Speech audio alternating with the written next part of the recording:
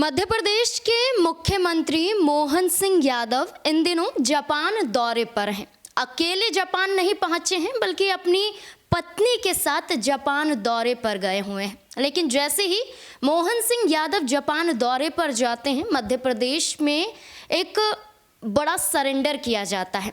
Surrender परिवहन विभाग के पूर्व कांस्टेबल सौरभ शर्मा द्वारा किया जाता है। सौरभ शर्मा अब आयुक्त की कस्टडी में हैं और कई सवाल जवाब उनसे किए जा रहे हैं। सौरभ शर्मा द्वारा कई बड़े खुलासे होते हुए नजर आ रहे हैं कि ना सिर्फ सौरभ शर्मा ने जो संपत्ति जमा की है वो अपने बलबूते की है, बल्कि कई खुलासों में ये भी बताया गया है कि सौरभ शर्मा ने अपने करीबियों, अपने रिश्तेदारों के नाम पर कई प्रॉपर्टी भी खरीदी हैं।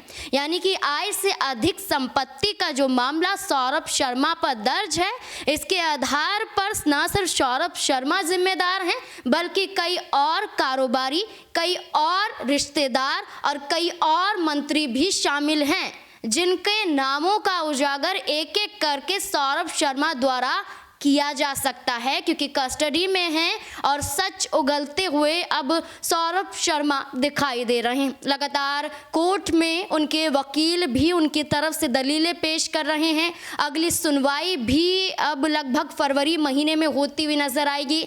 लेकिन उससे पहले देखा जाए तो सौरभ शर्मा मामले में जो अब तक जानकारी हासिल हुई है, इसमें कहा गया है कि 8 बेनामी कंपनियां चेतन और शरद, ये इनके करीबी और दोस्त हैं, इनके नाम पर ली गई है। करोड़ों की प्रॉपर्टी, करोड़ों का निवेश यहाँ पर किया गया है इन कंपनियों में। इसके अलावा देखा जाए तो 150 करोड़ की प्रॉपर्टी यहाँ पर दोस्त चेतन के नाम पर ली गई है। इसके अलावा जो गाड़ी से सोना चांदी बरामद हुआ है, उनके घर से जो नकदी बरामद हुई है वो अलग है। ऐसे में कहा जा रहा है कि कई और मंत्रियों के नामों का भी उजागर हो सकता है।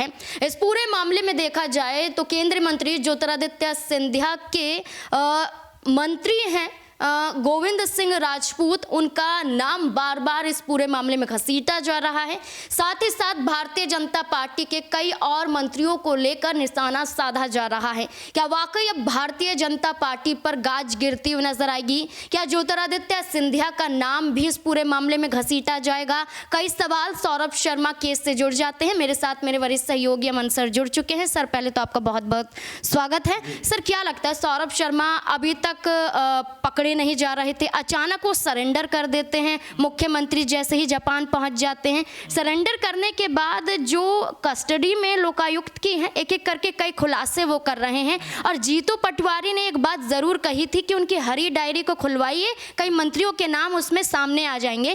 क्या लगता है वाकई मंत्रियों के नामों के साथ और भी गिरफ्तारी होती हुई नजर आ सकती है? देखिए नाज़मीन, जब से ये मामला सामने आया तब से यही कहा जा रहा है कि भाई सौरभ शर्मा तो बहुत छोटी सी मछली हैं। अभी कई मगरमच्छों के नाम सामने आने हैं जिन्होंने एक तरीके से अकूत संपत्ति जमा की। अब आप ज़रा सौरभ शर्मा को ही देखिए, अपने नाम पर उन्होंने बहुत कुछ नहीं रखा है, लेकिन अपने दोस्तों के नाम पर या रिश्तेदारों के नाम पर जिस तरह से कंपनियों में इन्वेस्टमेंट किया है, नई कंपनियाँ खड़ी की हैं, और ये कंपनियाँ कोई 2-4 लाख की नहीं, करोड़ों से करोड़ रुपये की दिखाई पड़ती हैं। ये अपने आप में बड़ा मामला बन जाता है कि आखिर अब तक जो सरकारें थी वो कहाँ सोई हुई थी। अब तक उनको ये खबर नहीं कि भाई एक मामूली सा सिपाही आखिर इतने करोड़ रुपए की डील कैसे कर रहा है, उसके रिश्तेदार या उसके दोस्त जो हैं इतनी बड़ी कंपनियों में कैसे इन्वेस्टमेंट कर ले रहे हैं, किस तरह से कंपनी इस्टेब्लिश कर ले रहे हैं। तो ये तमाम ऐसे पहलू हैं जो कह सकते हैं, चाहे मोहन सिंह यादव सरकार हो या शिवराज सिंह सरकार हो, दोनों के ऊपर सवाल उठते हैं कि भाई आपने कैसे आखिर ये जो चीज़ें हैं ये होने दी। और जाहिर बात है कि आपने जिस तरह सिंधिया का जिक्र किया,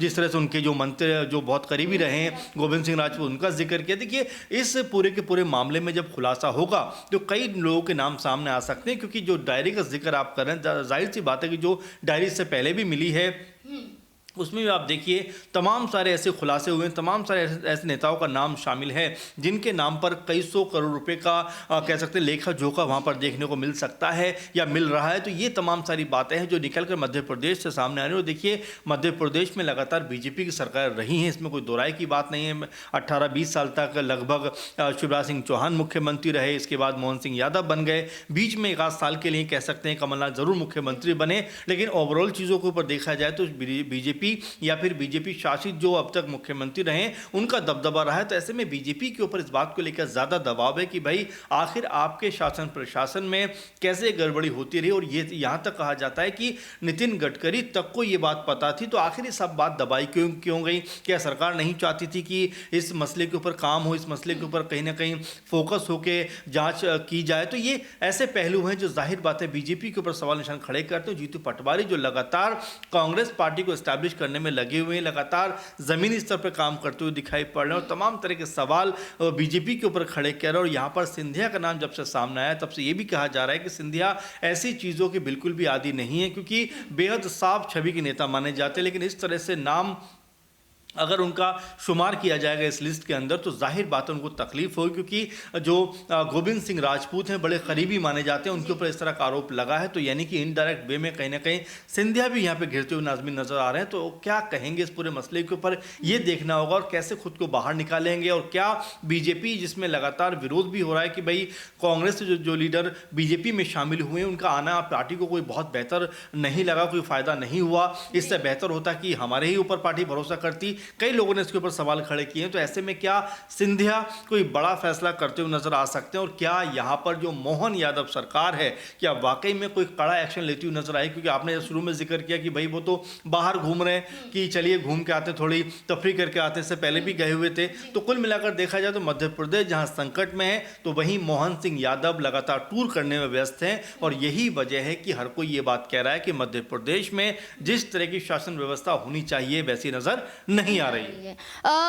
गोविंद सिंह राजपूत की चर्चा करें तो 3 से 4 बार के विधायक हैं, मौजूदा उद्योग मंत्री हैं, लेकिन कमलनाथ सरकार में वो परिवहन मंत्री भी रहे, शिवराज सिंह चौहान के कार्यकाल की सरकार में भी वो परिवहन मंत्री रहे। तो सारा आरोप उन पर इसलिए लग रहा है क्योंकि परिवहन का जिम्मा उन्होंने संभाल रखा था। अब भारतीय जनता पार्टी का हिस्सा वो बेशक हैं, लेकिन शिवराज सिंह चौहान के विधायक हैं भूपेंद्र, वो खुद ही आरोप लगाते हैं कि गोविंद सिंह राजपूत तो गुंडे हैं, और वो बीजेपी के कई विधायकों को डरा धमका रहे हैं। बीजेपी में ही आपसी सहमति नहीं है, यानी कि वो दिखा रहे हैं कि ज्योतिरादित्य सिंधिया के ये जो मंत्री हैं इन्हें बीजेपी ने तवज्जो जो दिया है ये नहीं देना चाहिए था। बिल्कुल, देखिए, और सिर्फ ये मध्य प्रदेश की बात नहीं है, आप जरा हरियाणा में जाकर देखिए, अनिल विज बड़े नेता हैं, जिस तरह से अपने मुख्यमंत्री के ऊपर सवाल खड़े कर रहे हैं, ये बात वास्तव में बात निकल के सामने आ रही है कि अब कहीं ना कहीं बीजेपी के अंदर खाने में भी दरारें पड़ती हुई दिखाई दे रही है। इसी मध्य प्रदेश में भी इस तरह देखा जा रहा है कि यहाँ पर जो कांग्रेसी लीडर्स खासकर बीजेपी में शामिल हुए हैं उनकी निष्ठा के ऊपर सवाल उठाए जा रहे हैं, उनका जो कह सकते हैं कि जिस तरह बीजेपी में शामिल हुए हैं उसको लेकर सवाल उठाए जा रहे हैं कि भाई क्या ये बीजेपी को ताकतवर बनाने के लिए आए या बीजेपी को कमजोर करने के लिए आए हैं। तो ये तमाम जो चीज़ें हैं, कई जो पहलू निकल कर सामने आते हैं, इसमें जाहिर बात है कि ज्योतिरादित्य सिंधिया के ऊपर सबसे अधिक उंगलियां उठ रही हैं कि भाई उनके कहने पर 22-23 जो विधायक थे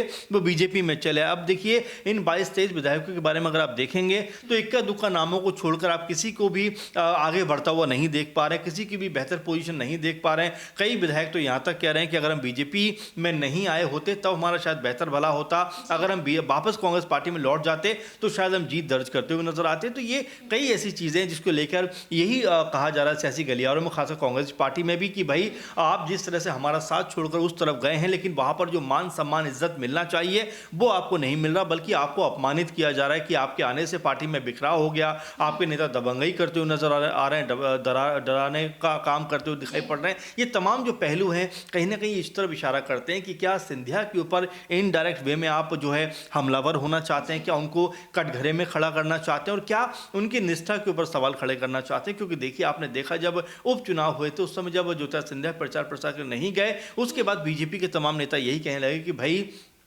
उनको बुलाया गया था वो नहीं आए, सिंधिया की तरफ से कहा गया कि भाई मुझे नहीं कहा गया। तो ये तमाम जो आपसी मतभेद हैं, आपसी जो तालमेल का बिगड़ना दिखाई पड़ता है, वो कहीं ना कहीं ये बताता है कि बीजेपी के अंदर खाने में स्थिति अब बहुत बेहतर नहीं है। और हर कोई, खासकर कांग्रेसी लिहाज से अगर बात की जाए तो हर कोई नेता यही कह रहा है कि सिंधिया अगर कांग्रेस पार्टी में होते तो आज नंबर 2 या नंबर 3 के नेता होते, लेकिन बीजेपी में उनका नंबर कहीं दिखाई नहीं पड़ता। बेहतर होगा बीजेपी छोड़कर कांग्रेस पार्टी में आए ताकि उनकी जो स्थिति है वो पहले की तरह मजबूत होती हुई नजर आ सके। एक आखिरी सवाल रहेगा, कांग्रेस पार्टी के प्रदेश अध्यक्ष जीतू पटवारी सिंधिया के मान सम्मान की बात करते हैं, दिग्विजय हैं सिंधिया के मान सम्मान की बात करते हैं। जीतू पटवारी ने गोविंद सिंह राजपूत को लेकर ये भी कहा था कि सिंधिया के समर्थक विधायक तो हैं, मंत्री तो हैं, लेकिन जो सौरभ शर्मा हैं, जो जिन पर आरोप लगे हैं, उनको सुरक्षा प्रदान की जाए क्योंकि उनकी हत्या भी की जा सकती है। अभी इस बात की आशंका